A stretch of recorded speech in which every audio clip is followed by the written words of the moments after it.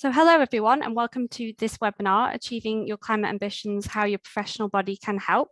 My name is Sarah Ridgen. I'm the Policy and Communications Officer at the Society for the Environment, and I'll be hosting today's webinar on behalf of the Environmental Policy Forum, or EPF in short. And we're a collective of 13 professional bodies working in collaboration to influence policy and drive climate action. This webinar is the final part in a three-part series, the EPF of Organised post-COP26, looking at how we can ensure that the ambitions of COP26 can be realised via tangible science-based action and policy change. So for today's webinar, 4 members of the EPF will provide insight into the kind of support and guidance they provide to help you achieve your climate commitments and thrive in your work. Just some of the support they will touch on today includes help with reaching net zero, CPD opportunities on offer, routes to professional registration, lending your voice to policy work, and more. Following the 4 talks, we will have a brief Q&A, so make sure to post any questions you have using the Q&A option on your toolbar. So to our first speaker for today, I'm delighted to welcome Ben Brown, who is Head of Policy and Insight at the Landscape Institute. Ben is going to tell us about the LI's action plan to tackle the climate and biodiversity emergency and how landscape professionals can respond to climate crises in their practice. So over to you, Ben. Morning, everyone. So yeah, I'm Ben Brown. I'm Head of Policy at the Landscape Institute. I'm just back from a week's leave following having been in Glasgow for COP26, which, as we were just discussing prior to the webinar, was quite a stressful experience, quite disorientating, quite confusing in many ways, and constantly oscillating between optimism and pessimism, as I'm sure many of you have been as well. I thought I'd briefly share some holiday snaps from my time in Glasgow, which includes a couple of wonderful visual metaphors for what we're going to talk about today. So the first in the bottom left is when I managed to sneak into the main high-level hall and pretend to be the delegation from Spain. The reason I was able to do that was because whilst Andy Burnham was speaking, who you can see in the background, there was almost no one in the hall, not Spain, not Morocco, not Greece. In fact, the only other person who was there, I think, is this chap here from Myanmar.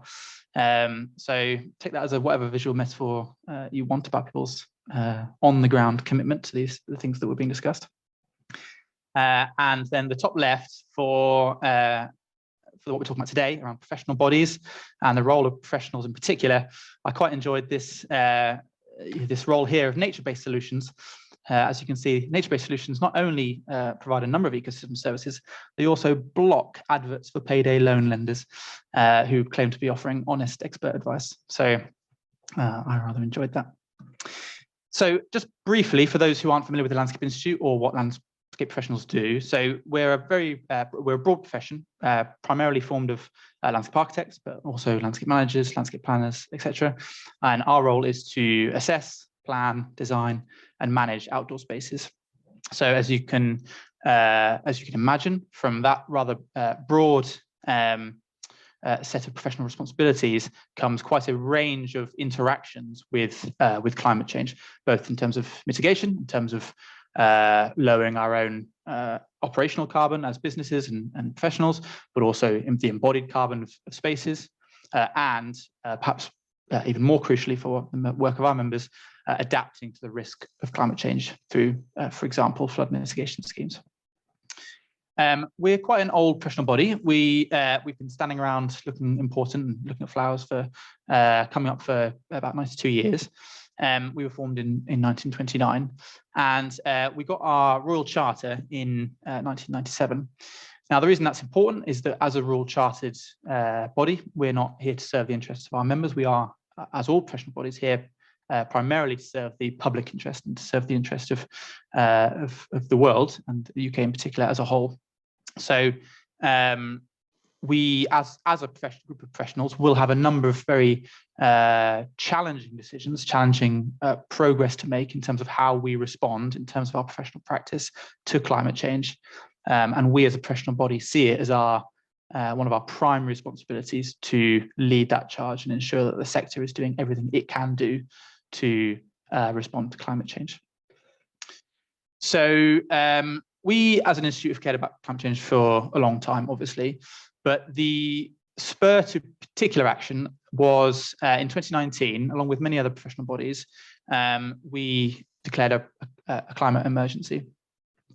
And in our case, the kick up the bum for us to do that was the 2019 progress report to Parliament that the Committee on Climate Change prepared on the back of a sector engagement they did with us and a couple of other built environment professional bodies. So at REBA, for instance, the Royal Town Planning Institute, and a few others, came to the conclusion that not enough was being done by the built environment professional bodies to encourage their members to change their practice in response to climate change. And they included in their report a challenge to us to as they said here, increase their level of engagement with members regarding climate change. So that was the spur to action for us. And in the following year, at our awards with this wonderful man here, Sir David Attenborough, declared a climate emergency.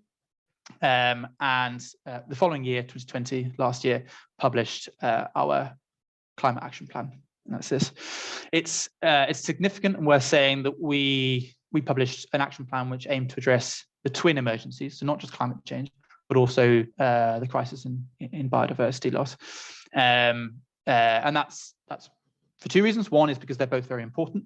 That's an obvious thing to say, but also insofar as our members' professional practice is concerned, we work, as I've already said, in outdoor spaces, and we design with nature, and the best design for climate emergency is also design that includes biodiversity outcomes. So these twin emergencies are, for our members, very frequently inseparable. So that's by way of background, and the rest of my presentation, I'm going to take you through what our action plan says and what we've been aiming to do to improve how the sector responds to climate change, and some of the challenges as well that we've encountered in the past 16 months since the plan was published. So the action plan is formed around 4 pillars. These are the 4 areas that we believe, as a professional body, we can make the greatest difference in terms of how our members make different decisions and improve their practice around climate change. I'm going to briefly take you through all 4, and I'm going to start from the least interesting to the most interesting. So the least interesting is the 4th, which is our own footprint. Now, as a professional body, we're a small service-based organization, primarily now, thanks to COVID-19, working from home, which means that our own carbon footprint is almost negligible. We pay some heating and some printing in our office. We travel about a bit, primarily by public transport. And then we have a few relatively sizable, relatively speaking, areas of carbon footprint. So we print a journal, for example, that goes to all our members. We have an annual awards, which we pay for catering and travel. So we had a few big chunky bits, and we were on track to get those to net zero by 2029. And then COVID-19 basically did it for us. So we're almost net zero already, about 8 years ahead of schedule. So it's an important commitment that we made as a body, because we have to be leading by example. But it's transpired to be not an especially interesting area of commitment. 2029 is our 100-year anniversary. That's why we set that as our target, and we share that target, as I understand, only with Bromley Council, who I did manage to speak to just last week at COP26, and it transpires that whilst our 2029 target was on the basis of our 100-year anniversary, Bromley's was to be 1 year ahead of Croydon, with whom they have a rivalry. So I don't know whose reasoning is better. Brief ad break to say that our awards, which I just mentioned, is happening this Friday. Tickets are free, so if anyone's interested to attend and see what best practice looks like in the landscape profession, tickets are free, and you can register on our website. We have a category now. One of the changes we made in response to our action plan, we now have a category dedicated to climate change. So we will be awarding the best practice in climate change this Friday. So moving on. So as a professional body, we also obviously provide guidance and training for our members. We have a CPD program run online. We provide written guidance and training, and we also highlight best practice through our annual awards, which I just mentioned, and we have a case study library as well. This is important. And it's one of the most important areas for professional bodies to make an intervention, because my sense, at least, is that professionals usually want to be doing the right thing. In fact, I would say almost all of them, if not all of them, want to be doing the right thing with regards to climate change nowadays, particularly environmental professionals. And where best practice doesn't exist, it's simply not knowing how. We have a four-stranded area of guidance and training. For time, I'm not going to take you through all of this, but broadly speaking, these are the areas that we have been delivering new guidance and training since the publication of our action plan. And I'll briefly give a shout out to Amber, who you're hearing from in a minute, from SIEM. One of our four pillars is the interface between landscape professionals and other professionals. And we're working with SIEM at the moment on that interface between landscape professionals and ecologists. And that, I think, is where the real difference will be made, not in siloed professions, but in those interactions between professionals. And that's why also I would say the Environmental Policy Forum is so important. So final two, the second, the blue pillar, is our role as a professional body. They're not just saying, hey, here's some guidance, please try and be better, but hey, you're a chartered professional. We give you post-nominals. We tell other people that you're good at your job. What does that mean in a climate context? Now, we, like most professional bodies, have gone to as far as we feel that we can go in providing those sorts of regulatory levers over our sector. So we now have a minimum 5-hour CPD requirement per year on climate change specific content to ensure that everyone's keeping their CPD up to date. We provided some code of conducts. We were anyway updating our entry standards framework, and we've ensured that sustainability is threaded throughout that. So any new chartered professionals coming into the sector will be required to be better at their job in a climate context. And we're also doing everything we can do to provide better data and monitoring in terms of what the current level of practice in the sector is. I think there's a really interesting question about whether or not we, or indeed any other professional body, could go further in this sense. An interesting challenge was given to me the other day, which is that would you police or in any way slap on the wrist a chartered member of yours who did a landscape scheme on the 3rd Heathrow runway, for instance? And I think that's a really interesting challenge back to us as professional bodies and how we maintain standards in the sector. Now, the third and final pillar is the policy and advocacy. Now, as head of policy, you'd expect me to say this is the most interesting, but I'm not going to talk about this today just because I'd be here all morning if I was. Suffice to say that there's a lot going on post-COP, and in particular, there's enormous amounts of opportunity for the government to be doing better and for us to be telling the government to do better, particularly in our case in the realm of climate adaptation. And we're obviously now awaiting the UK government's response to the 3rd climate change risk assessment. And in short, what we want government to do is, through their various levers that the government has and through their various funds, is to be funding things like this.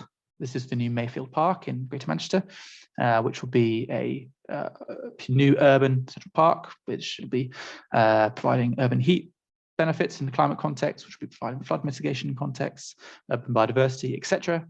This is funded through the government's fiscal intervention following COVID-19 as part of the Getting Building Fund.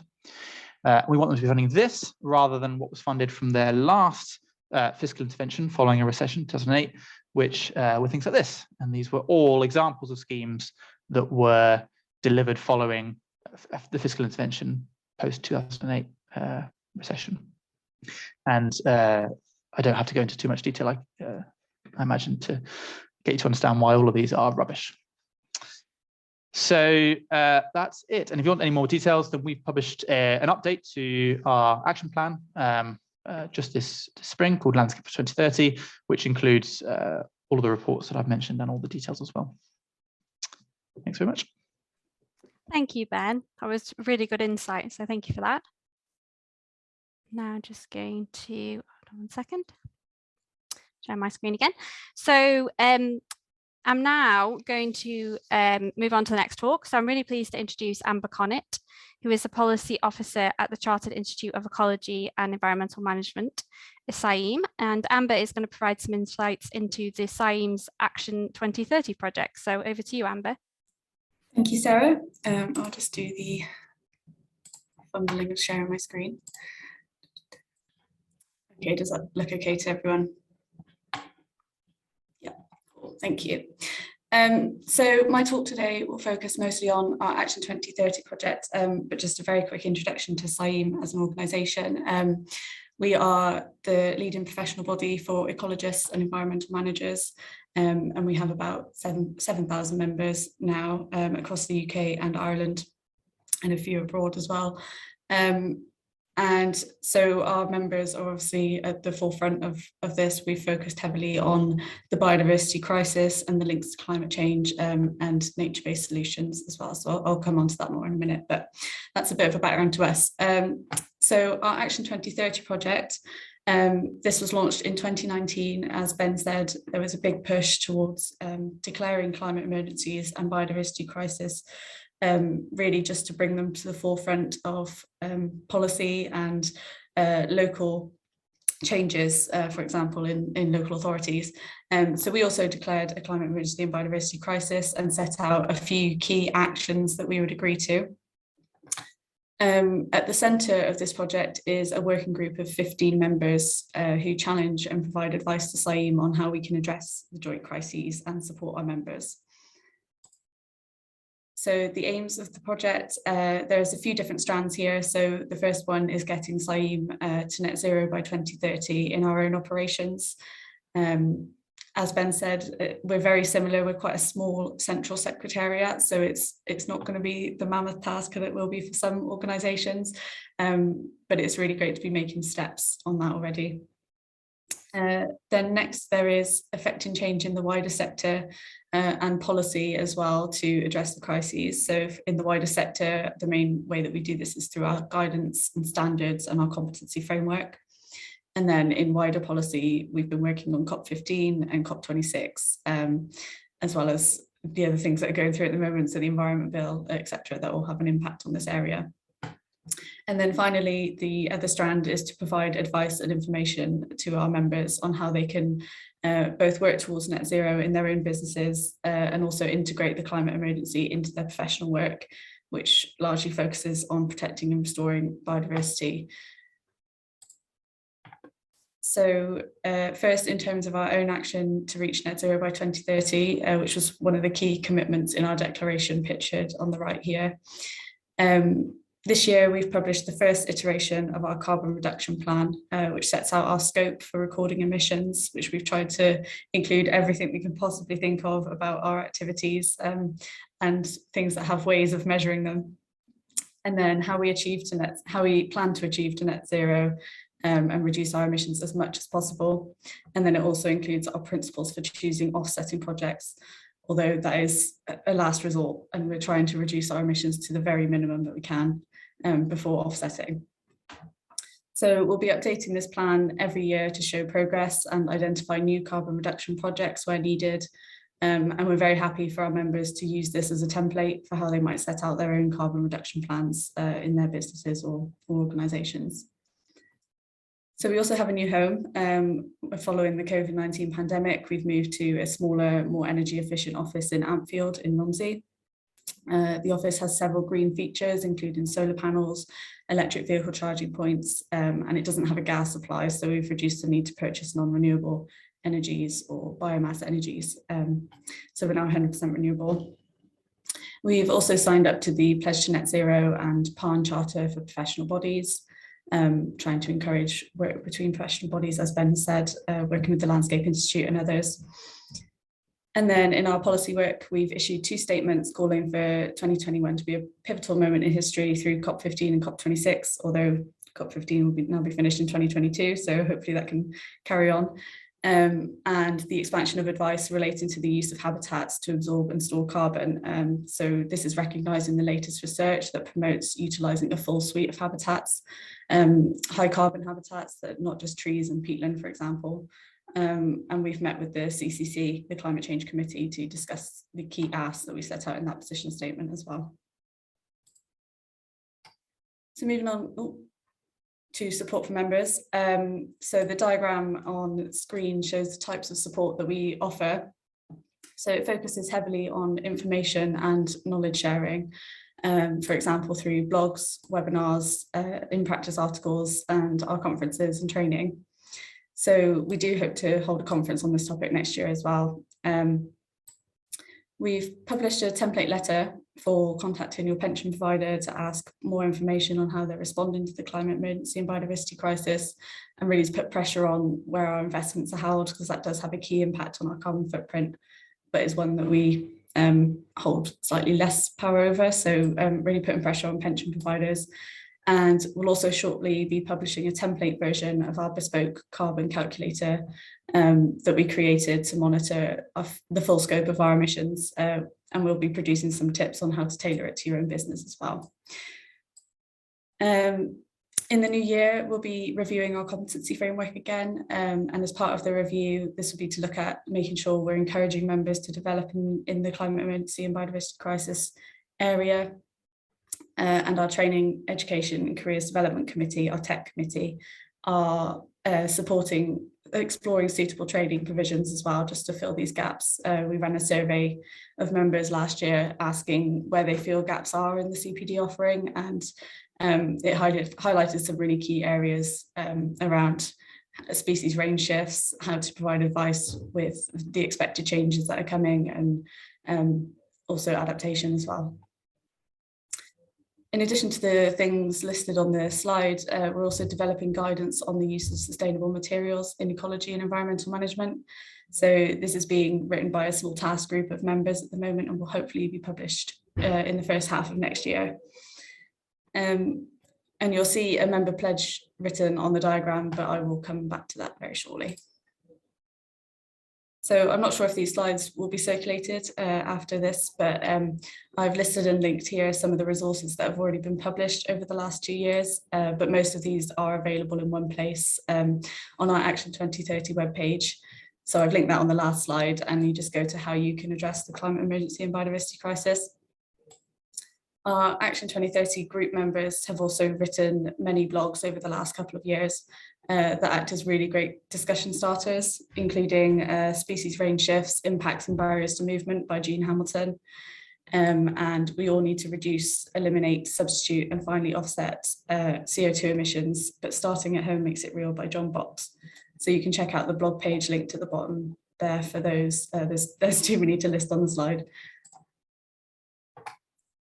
And so finally, moving on to our member pledge, it's becoming widely recognised, as I mentioned earlier, that nature-based solutions must play a key role in mitigating against and adapting to climate change, which puts ecologists and environmental managers right at the forefront of action to address the climate emergency, as well as the biodiversity crisis, which they have been for a long time. So it's essential that we act as visible champions for change in wider society, and aware of how we can reduce our own operational impacts. We can always do more. So we'll be urging our members to commit themselves to action over the next year, and then each year after that, getting progressively more transformative until we reverse the trends that we see today. So the pledges that we will set out will sit under the headings that are on screen, and are just a selection of the many ways members can increase their impact even further, and show what they want to champion within teams, to employers, or in the projects that they're working on. So this covers carbon, biodiversity, waste and resources, influencing, sharing and learning, or creating your own. So we'll be launching these very soon, and they'll be promoted on our usual comms channels, including In Practice, e-news and social media. And there'll be an online form where you can submit your chosen pledge or make your own, and we'll publish these on our website. But then also we want to be promoting the action that comes from these pledges, so we'll be promoting that as well, as if members submit that to us. So I think that's me. That's an overview of our Action 2030 project, and I'm looking forward to Q&A at the end. Just stop sharing. Brilliant. Thank you, Amber, and many thanks for that excellent overview. I'm now just going to share my screen again. bear with me. So our next speaker is Ian Bobrick, CM, Director of Membership and Professional Standards at the Institute of Materials, Minerals and Mining, IOM3. And Ian is going to provide a general overview of IOM3's work and the support they offer, including routes to professional registration and reaching net zero. So over to you, Ian. Thank you very much, Sarah, and good morning, everybody. And I'd like to start by thanking the SOCEMV and the Environmental Policy Forum for allowing me to speak with you this morning and hopefully share some insights as to what we're doing at IOM3. I'm just going to share my screen. This is my hopefully fine. The Institute of Materials, Minerals and Mining, IOM3, just a bit of an introduction like everybody else. Our technical outreach is called what we call the materials cycle. Or stuff, rather depends if you're actually knowledgeable in this area. And as an institute, we cover on our outreaches the range of disciplines involved in the exploration, extraction, processing, forming, application, recycling, reuse, repurposing, and remediation of everything to do with materials and its use, extraction, etc. Our professions, or the professions that come within our outreach, were at the forefront of the first industrial revolution, which goes back a very long way. The Institute wasn't formed until the 1800s. And we're certainly going to be at the forefront of the new revolution to make us carbon neutral and have a sustainable future. We're, as a professional body, like any other, we set professional standards. And we support our members to achieve these standards and to aspire to them and maintain their competence or their knowledge in this area. It is incumbent upon organisations like IOM3 when it comes to climate action to lead by example. And this is why we were a founding signatory of the pledge to net zero. We've actually pledged to reduce our Scope 1 and Scope 2 emissions by some 59% by 2030, which will actually make us carbon neutral. I would encourage everybody to look at the pledgetozero.net website and to actually, if they're a member of a professional body, check to see if their professional body is actually signed to this pledge. If it's not, ask why. As a member, you're a stakeholder in the future of your professional organisation. And I think people actually need to hold account professional bodies, particularly if they actually are talking about these things, climate action, climate change, and they're not actually signed up to this pledge to net zero. So there is one thing I think that you actually need to do. In addition, we're a signatory to the professional body's climate charter. I'm pleased to see I'm talking with people this morning whose organisations are all signed up to this. This is honouring the Paris Agreement to limit temperature rise to 1.5 degrees. And also reduce global emissions by 45% by 2030. And we are pursuing a course of action to support our members achieve this. Again, I would encourage you, if you're actually a member of a professional body, to look at the professional body climate charter action website, which is professionalsclimatecharter.org, and see if your professional body is signed up to this. If it's not, please ask why and when they're going to do so. Obviously, if they have no intention of doing so, the action is quite simple. Look around for someone who is. We are, like others, pursuing a 4-pillar approach to supporting our members in the climate action agenda. One of the first ones we are actually doing is we have been awarded a license to award registered environmental practitioner professional registration through the SOCEMV. The reasons for this were twofold. We have a number of practitioners within our technical outreach who could certainly benefit from this because they have environmental credentials. They're looking for professional registration, an outward indicator of their professional competence, having done a related apprenticeship or further education course. But also because the vast majority of our members are engineers. They have done qualifications, achieved qualifications with engineering learning outcomes, where the learning material isn't necessarily focused towards the environment, but their current role does take into account all of these issues that we've been talking about this morning. And we've actually said to our chartered engineers who have qualified since we've had the license, that if they would like to have some mark, some outward indicator of their commitment to climate action, they can actually, providing that they can have someone sign off and they go through a peer review process, use their chartered engineer applications, use that material, that evidence they provided to be put forward for a registered environmental practitioner. And this has proved to be extremely popular amongst our communities. And the people who have come forward for this have come from a wide range of disciplines: packaging, extraction, even people in the energy, particularly in the energy transition sector, have come forward. This is very, very important, very popular amongst our communities. Another piece of work I'm currently involved with is a new standard for resource extraction engineers. And the pressure for this is coming from the investors, the investor community. Obviously here you've heard a lot of things about mining. The problem is in the UK, people associate mining with coal. And it's fair to say that if you talk about this, I'm always asked about this, how many of your members are coal miners? Well, actually, deep coal mining, thermal coal mining ended in this country in 2015. And whilst we do have a legacy which has to be addressed by our coal authority, it is actually being addressed for the better. And in fact, there are some very interesting projects going on at the moment about extracting thermal energy from coal mines which still exist. However, we do not have any members who are involved in thermal coal mining anymore, and I can actually say that before someone actually asks the question. So we're involved in this project to develop this new standard. The standard itself is higher than the chartered level in the UK, which obviously some people have, and it focuses on ethics, health and safety, and the environment. We're taking a very holistic viewpoint here, and we're bringing in things like the Equator Principles and things that relate to the United Nations 17 Sustainable Development Goals. As I say, the investor community is deeply interested in this, and some leading companies as well. I won't mention them. And it's interesting how younger professionals as well have been very, very responsive to the potential to gain this higher level of recognition. We're also going to be sharing evidence-based guidance and best practice in the coming year. We're currently doing at the moment. Our technical groups within the Institute have undergone a revision as to their structure to make them leaner, slicker, more hungry, and they're going to be working together to produce evidence-based guidance, best practice to everybody within our technical outreaches.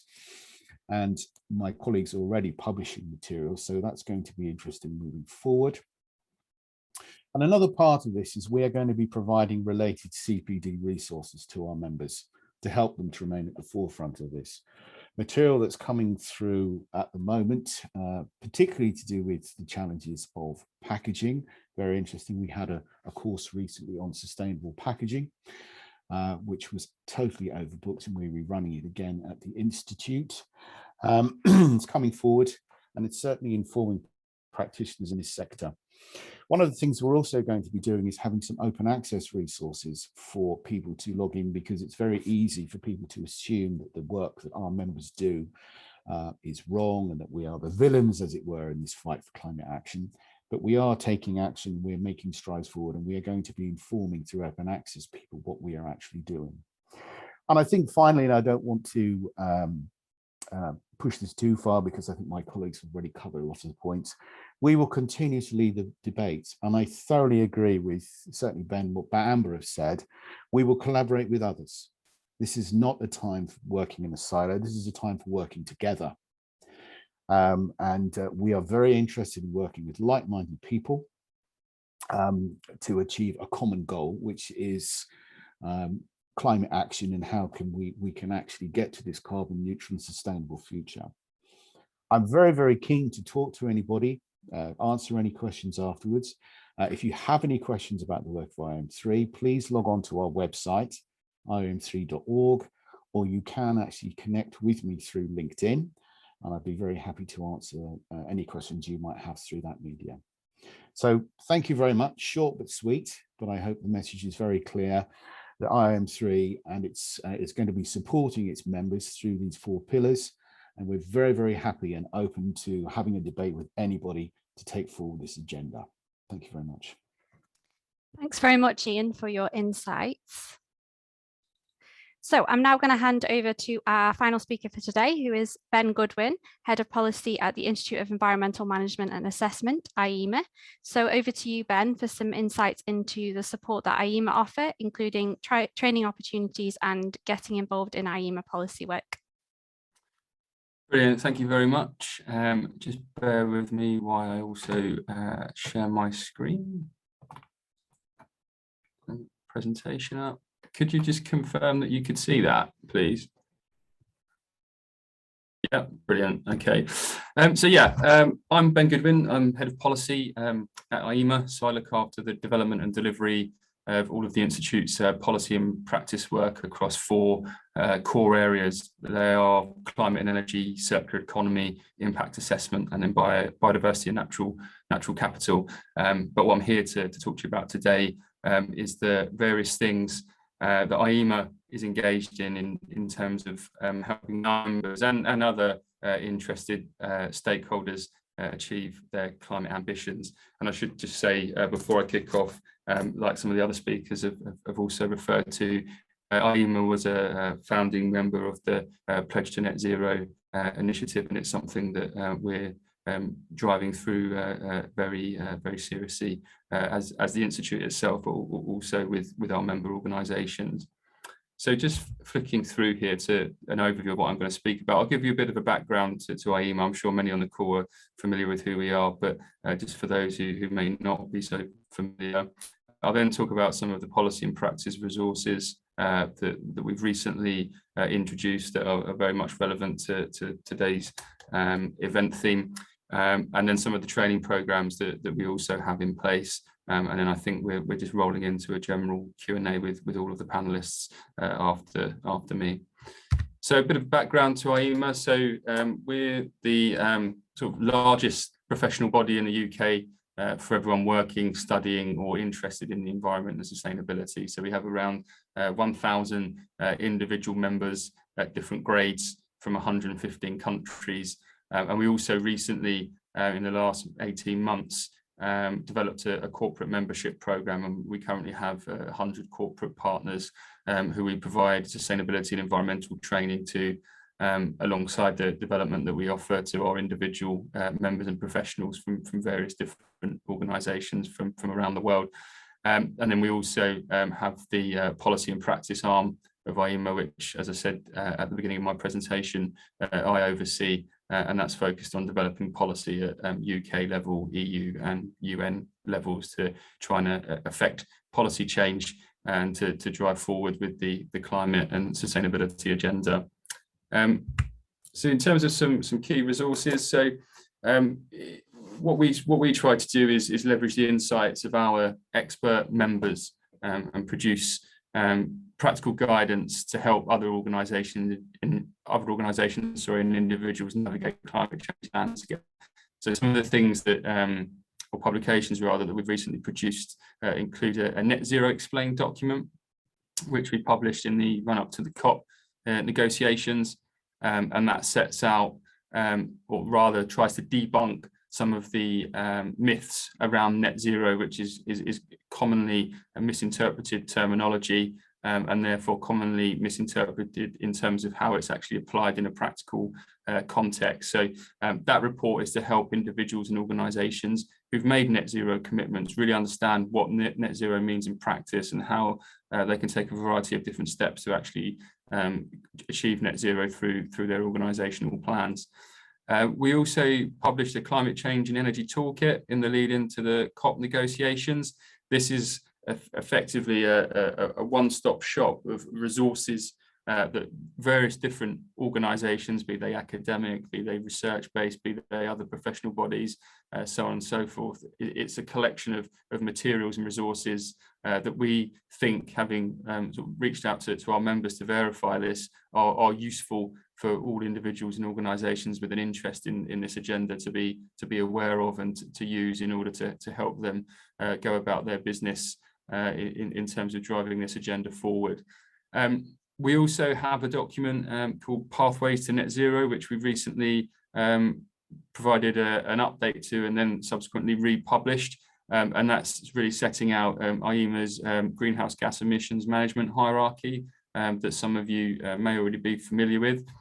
Just looking at the hierarchy in slightly more detail, what this seeks to do is help, again, organisations take a structured approach to managing GHG emissions within their organisations and within their supply chain. So it starts with the eliminate phase, which is really looking at shifting business models away from carbon intensive GH emissions across the whole life cycle, then into the reduce element, which is looking at creating efficiency within operations, the substitution element, which is looking at what other alternatives are there. So this is sort of renewables, low carbon technologies, so on and so forth. And then the compensation stage, which is looking at removals and offsets that different organisations and businesses can explore.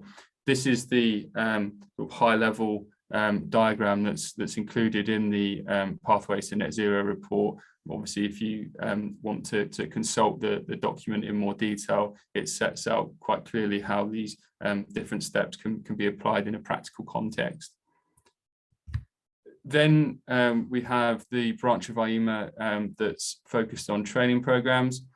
So we offer a range of training programs that are delivered through our training partners to our members, but again to other professionals with an interest and a stake in the climate agenda. So we have just here listed our IEMA certificate in environment management. So that's sort of our general training program that we offer for those individuals engaged in environmental management within organisations. We have a dedicated carbon GHGs footprinting, accounting and management training course, and then also a climate emergency training course, which looks at risks, opportunities and business resilience. They're just three of a whole raft of different training courses that we offer to our members and to, as I say, other professionals who need to know about these different approaches to combating and mitigating climate change within their organisations and supply chains. That was just a really quick whistle-stop tour through some of our recent policy and practice guidance, some of our training programs. But of course, if you want more information about the policy and practice side of IEMA in terms of the guidance that we deliver or the training programs that we deliver or our training partners deliver on our behalf, please do visit our website or of course ask me any questions at the end. I think that is the end of my presentation. Yes, it is indeed. So I'll hand back over to Sarah to take us through the Q&A. Thank you, Ben, and to all of our speakers today for their excellent talks. So as Ben said, it's now time for the Q&A. So if you haven't already, now's the time to ask a question or two to our speakers today using the Q&A function within your toolbars. I'll do our best to get through as many as we can before 11 o'clock. So we haven't had too many questions yet, so I'm just going to start by asking a question from me, if that's okay. So really to all of you, you've obviously touched on a lot of the kind of support that you offered in general. I was just wondering about sort of the biggest challenge you would say faced by your members in taking climate action and how you help them to address that. So is there a particular biggest challenge that you would say that they face at the moment in turning any ambitions that they have into sort of tangible action? Does anyone want to come in on that first? I can say something on that. I think one of the key things that we've identified when we first looked at the biggest areas of emissions for ecologists and environmental managers is transport, and just the availability and cost of sustainable transport methods for getting to sites that are really quite rural often, and you need a lot of kit. So I think that's going to be really challenging and is going to require a lot of support from employers wherever possible for helping their staff to shift to more renewable sources. So electric vehicle for fleet vehicles or supporting public transport wherever we can, even if it's just half the journey as public transport and then taxi from there on or something like that. So I think that's going to be a big issue. And then also where we're looking at our sustainable use of materials, some of the best practice methods at the moment do use a lot of single-use materials. So trying to shift to equally best practice survey methods, for example, but that don't use as much plastic or single-use items. Yeah, I think it's going to be a challenge, but that's why we've got a team of members working on guidance for that at the moment. Yeah. Brilliant. Yeah, some great examples there, Amber. Does anyone else want to come in? Oh, Will, you've got your hand up there. Did you want to come in? Sorry, I was just going to offer another question when this one was finished, sure, Sarah. Of course, no problem. Ben Brown, do you want to go next? Sure. Yeah. So I mean, there's two ways to approach this really for us. Is that in terms of getting that mitigation to net zero, there are a couple of really thorny areas where we will be on sort of marginal gains for quite a while, and they're really in the realm of sort of embodied carbon, so i.e. the carbon that you use when you are designing and then building a place. There've been a couple of really interesting debates lately about a couple of those that I think are actually slightly less complicated than they're being made. One is on peat use, or the use of peat, and most people will know that the government published a peat strategy earlier this year. I actually think that's going to be relatively painless for our members, I think. Clearly, there are slightly more acute areas of pain on the sort of supplier side. And the other area of debate is on the use of artificial landscape materials as well. So artificial grass, for example. And there's a really fascinating conversation to be had there about whether or not those sorts of materials are ever appropriate. And that's on the sort of mitigation side. And there are some sort of more challenging areas where that sort of route down to net zero will take a bit longer, transport being a great example, as Amber's already said. I mean, I think that a big step back though, the number one challenge that we always hear from our members in terms of actually making a difference on the ground is that our members are the ones that are wanting to making a difference, and they are the ones in the conversations in built environment and construction contexts that want to be having conversations about how can we design this more sustainably? How can we bring on board a wider range of ecosystem service or ecosystem benefits? And the reality is that they're coming too late to the process, and the decisions have already been made by professionals who are not around the table today. And actually, what I thought Amber was going to say when she mentioned transport was calling out some other professionals, and I would say highways engineers. I don't know if we've got any in the chat today, but are frequently the area of professionals that are dragging their heels in this. And I mean, just for interest, for those around the table today, we are also a signatory on the Construction Industry Council pledge to net zero. And earlier this year, the Institute of Civil Engineers opted not to sign it. So we're with friends here today. We're with other professional bodies that get it and want to make a difference, but there are professionals and professional bodies that don't, and that's a big challenge. There's some great points there, Ben. Ben Goodwin, did you want to come in next? Yeah, sure. I think for our members, one of the biggest challenges is being able to navigate their way through the various terminology that exists around climate change mitigation and the various different approaches that can be taken. It's a complex field. And in order to navigate that complex field, it really is important that we are, as IEMA, but also as other professional bodies, able to really distill complex concepts into practical, everyday use guides. So that's why one of the key guides that I spoke about that IEMA have recently produced is our Net Zero Explained document. The amount of times that we hear as a staff and as a senior membership,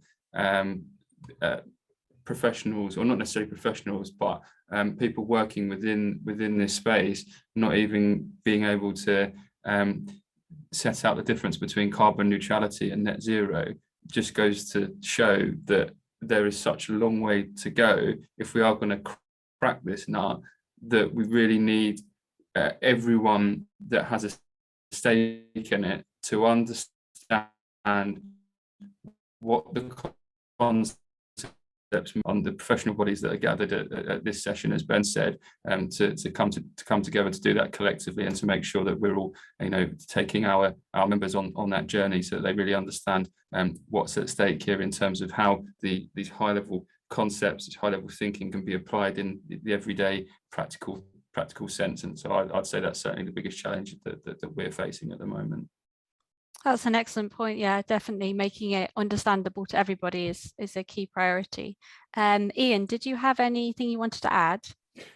Yes, I think picking on something that Ben Brown said, and I think an extension of that is we need to be aware of the influence that our members actually have. We need to be influencing business leaders. We need to be influencing policy makers. We need to be influencing the people that actually bankroll businesses, investors particularly. Very, very important. That's not to say, obviously, we have people in our membership who are chief executives of organizations, but you need to have a collective voice in this. You need to actually, this, hence why I made a comment about silo. I think we've all made the observation about silo mentality and the fact that we can't have that. I think also the other pressure as well is that we have members who work in developing countries where perhaps priorities are slightly different, and they have to actually reconcile what the expectations are from us as a professional body on them as a practitioner with the pressures of their employers. So there are some interesting, I think, conundrums there that we need to address, some challenges we need to address to ensure that we actually have a, an overall consistent message to all of our members and to drive forward this actual agenda. Thank you. Absolutely. Yeah, I think it's that giving everyone equal opportunity, isn't it, to take the kind of action that we need. So thank you all for that. Will, did you want to come in with your question? Yes, actually, thank you, Sarah. And actually, it's a question that I saw in the chat from Tony James, which I thought was a really, really good question. And colleagues around the virtual table today may well be able to help with a response to Tony's point. It sort of builds on something that Ian Bobrick said in very helpfully said in his presentation, where Ian mentioned open access courses being made available by IOM3. And maybe that plays into this question. But Tony's question is there any available funding for courses for people who are on benefits? And I wonder if panelists might be able to offer any insights to how our professional bodies around the table today are able to support people who are going through career changes or phases of their life where they need support to develop their CPD and enhance their professional registration. So that was that was the question as I've interpreted it, Sarah, anyway. Thanks, Will. Amber, do you want to come in there first? Yeah, sure. I think it's a pretty good question. So all of our Action 2030 webinars and in practice articles are made open access and free to the public. But we do also offer a low income rate for events and training and things like that. So I think you have to apply or contact our finance team, and there's a declaration of low income form, and that is a subsidized rate for that. But yeah, anything directly coming from our Action 2030 group or myself is open access and free. Brilliant, thank you, Amber. Ben Goodwin. Hi, yeah, just to I guess echo what Amber just said. A number of our guides are open access. So the three that I spoke about in my presentation, the Zero Explained document, the Climate Change Toolbox document, and the Pathways to Net Zero document are all available via public access. You don't need to pay a membership subscription to receive those. In terms of training courses, need to take that question away and just check with our with the members of staff within the organisation that deal directly with that. But I'd be happy to do that and come back to whoever asked that question. Thank you, Ben. And Ben Brown. Yeah, so I would just say, I mean, as far as the Landscape Institute is concerned, I mean, we have both freely available resources and, similar to Amber, a low income subsidised rate for membership. We also have, affiliate members for those who, we have routes into access these things as well for those who aren't planning to take the full chartered route. So yeah, likewise have those offers. I think what Tony has hit on though is a really interesting challenge, and it's one of the sort of fundamental elephants, is that there are many cases where professional practice doing it better in a climate context aligns with doing it cheaper or easier. If you don't, let's say, if you just do a single site visit rather than two, you've saved some carbon, and it's cheaper. So, right. So you save both money and carbon. However, there are many cases where those two things pull in opposite directions, and where actually those practices that are operating at financial margins, where are having to make less sustainable choices because they haven't got the resources to do it. And you might say that attending CPD is included in that, because it's a time investment that you might not have if you're operating at margins.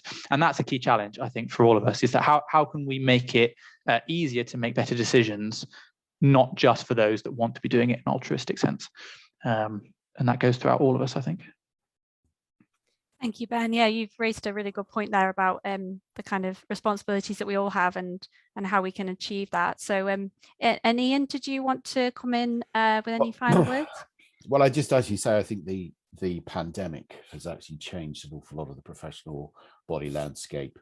I think, like others, we went from a position of actually, I mean, personally, I had planned 12 face-to-face workshops in 2020.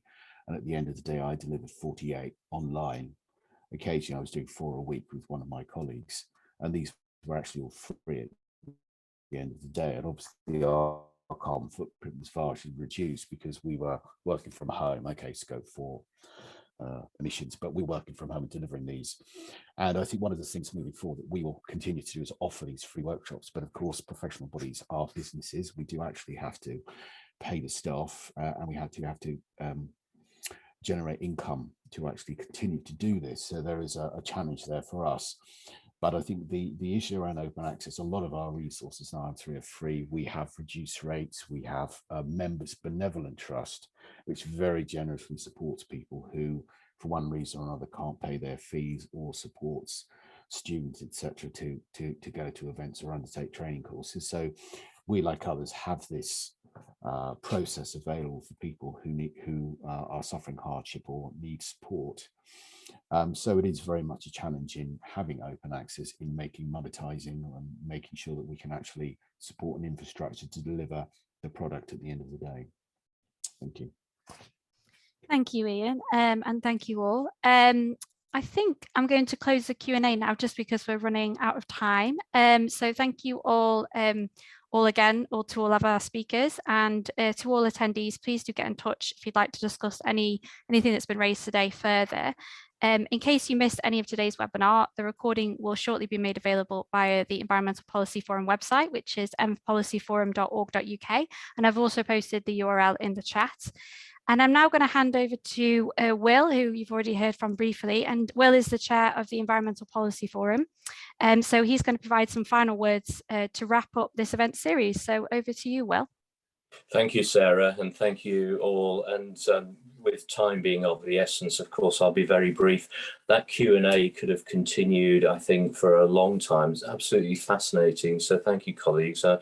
We didn't pick up, for instance, the really apposite challenge that Ben raised right at the beginning around ethical principles, and he used the landscaping the third runway, if there is to be a third runway at Heathrow, as an ethical challenge. Is absolutely super question.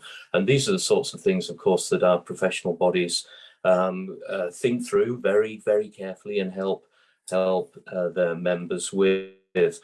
We heard from Amber about the resources available to members, and I was particularly interested in the carbon calculator example. Some terrific examples from Ian, as we've already mentioned, around open access courses, and similarly from Ben and colleagues. So absolutely terrific. Thank you very much. And Sarah, I think in closing, this is the third of our 3 post-COP webinars, the first one being reflecting on COP itself, and I think we concluded it was a little bit good COP, bad COP, did we not? We then had the second webinar on reaching net zero via science-based targets, and I think we absolutely agreed that we've got to follow the science, and we've got to advise our lords and masters, our politicians, to follow the science. And then today, how our professional bodies can help their members, and we've already summarised that. So what I would like to do is to say thank you to all our presenters, both today and at the previous 2 webinars we've held. Thank you so much to you all for your terrific presentations. Thank you to all attendees. And I'll close by saying my big takeaway from today, apart from that last discussion about helping members financially, which I think was really useful, was the point that a number of you made, that our professional bodies must not and are not being siloed, and that collaboration and working together is the way forward here. So with that thought, Sarah, I'll hand back to you to close. Thank you very much. Thank you, Will. And no more final words for me, really, other than thank you very much and goodbye. Thank you for attending.